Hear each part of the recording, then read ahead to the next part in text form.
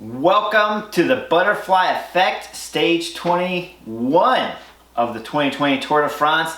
That's it. This is the last stage of the Tour de France. We're coming in a day late. Sorry I could not get this out to you yesterday right after the stage, but after finishing up at NBC, I had to jump in a car, get to the New York airport, and fly all the way back home to Bend, Oregon. So I'm shooting from my house this morning and fitting it in. Sorry for the delay, but it's the best I can do. So what can we talk about at the 2020 Tour de France?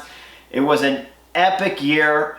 Many thought it wouldn't have gotten past the first 10 days, the first real check for the health checks for everyone, and only 4 of the staff members, and then of course Christian Prudhomme, testing positive. Those guys were left there, had to go back to their houses and then come back. But other than that, wow, what a great Tour de France. It went spectacular.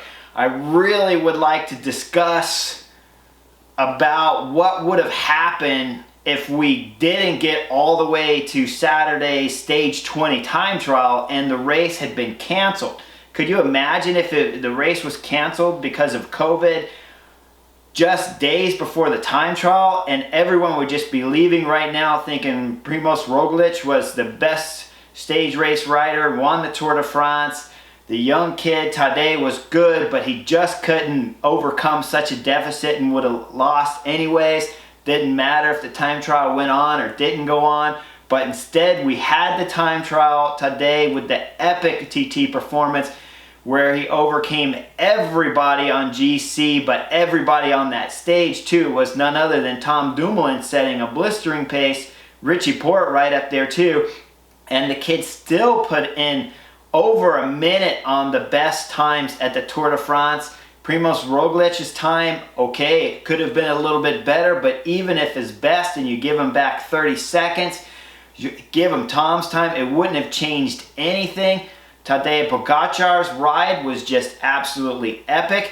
And remember, folks, they won stage 1 with Alexander Kristoff on the rainy stage.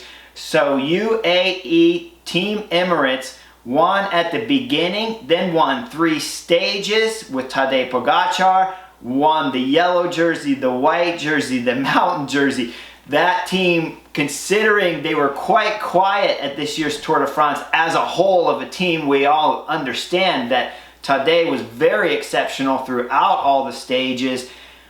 But without that last time trial, you can understand of how much it would have changed the chemistry and how you're leaving this Tour de France. You would have just seen a Sky Ineos domination from Jumbo-Visma and then wrapping it up and going home. And instead, we're talking about the young Slovenian Tadej Pogačar from UAE just dominating. Stage 21 at the Champs-Élysées did not disappoint either, with Sam Bennett winning the stage and putting a dominant performance on the green jersey.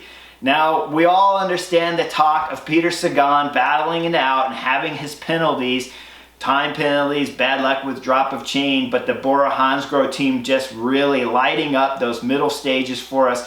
So we did not ever have a boring stage at this 2020 Tour de France. It was my favorite to watch. Certainly the time trial stage was identical if not above of the Greg LeMond stage in the 1989 Tour de France. But every stage had something epic, something worth tuning into. Most were good at the start, some were still good in the middle, and all of them were good at the finish.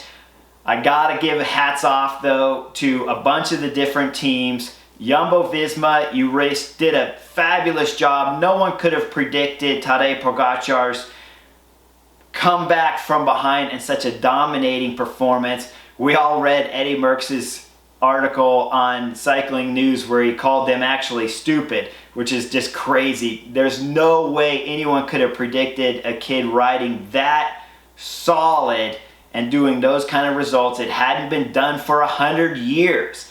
And why would you watch Tadej Pogačar when you have Team Ineos, who have dominated the last decade of this Tour de France? That has to be their number one objective. I did pick out a couple mistakes on the butterfly effect. throughout the Tour de France that Jumbo-Visma could have done better, but I'll even tell you my own belief, none of those affected what would have happened at this Tour de France with Tadej Pogacar's legendary TT performance. One for the ages. I really enjoyed commentating at NBC and calling this race. It made every day easy. The hardest day, folks, for me, honestly, at NBC was the time trial stage because Tadej Pogacar's performance was so great. How many times can you say it was great, it was epic, it was legendary on air and just not feel like you're adding enough content? But it's really what it was. It was so great that that stage 20 time trial was the hardest for me to call. My personal stage that I liked the best was the last mountain stage, stage 18 of the 2020 Tour de France. That was my favorite because the action was just so built from the beginning, the middle, the end, the fight with the two Ineos riders and Mark Hirschi crashing himself, leaving the mountains jersey available and the stage up there for grabs too. But then the GC guys, I thought maybe they might just look at each other on the last climb, and instead it was Mikel Landa lighting it up, and then Tadej Pogacar putting a dig in. Primoz Roglic even put a dig in himself with all his Jumbo teams chasing in different groups. Stage 18 was my personal favorite. I gotta say, it really was. There was a lot. I mean, I know stage 2 with Julian Alaphilippe winning, that was great. The Champs-Élysées with Sam Bennett putting his stamp of authority while taking the green jersey from the 7-time legendary green jersey wearer Peter Sagan. Hats off to Bora Hansgrohe and Peter Sagan. That was an amazing 3 weeks of work. They still got their stage win in. Peter Sagan still ultimately decided so much of how all these middle stages were done in the Tour de France. Ineos, I feel sad for you in some areas, but glad that there was a change of teams too.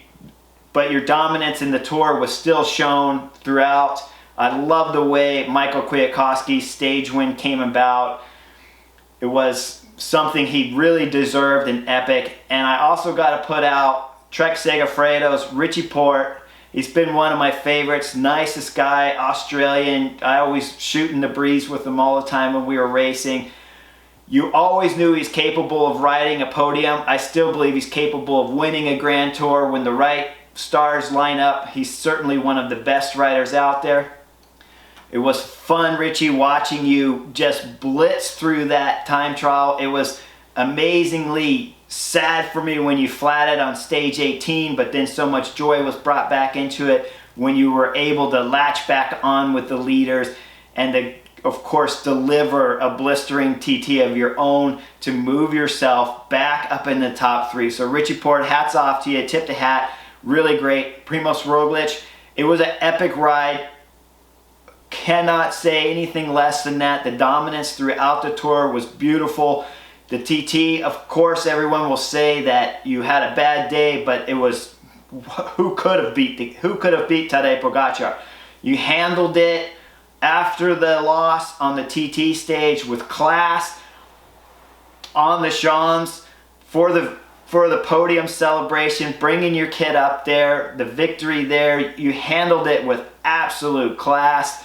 Some people had talked about how much this would have an effect on someone of Primoz Roglic's ability to perform again, but I'm telling you, he will be back. He is a winner. He's already won a Grand Tour. He's podiumed here at the Tour de France. He's podiumed at the Giro d'Italia. He's the #1 ranked rider in the world. True champions come back from a loss all the time. In my experience as a professional bike racer, I've won almost 100 bike races, but I've lost a lot more. And when you lose and you're second, you got to believe that the win is always doable. So every time I lost a race, being second or third would hurt, but I also knew you're going to have a lot more second, third, fourths, and fifths than you do win in your entire life. And if you're second, that means you got a chance at the win, and certainly no one will deny Primoz Roglic had a chance at winning this Tour de France.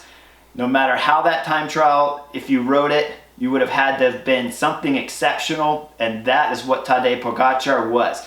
an exceptional rider at this year's Tour de France. We've never seen it in 100 years, someone of his age winning, but then how many jerseys? A yellow jersey, white jersey, polka dot jersey, 3 stage wins. Folks, I hope you enjoyed the 2020 Tour de France. I look forward to the 2020-21 because then we have Chris Froome back. Garrett Thomas drops in here fully ready and motivated, hopefully. Maybe we get Vincenzo Nibali coming in at 100% form when he won at the 2014 Tour de France. Remember, he's a Tour of Italy winner. He's a Tour of France winner. He's a Tour of Spain winner.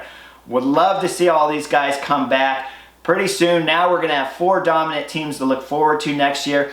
UAE will certainly boost up their roster to help the young Slovenian try to win again.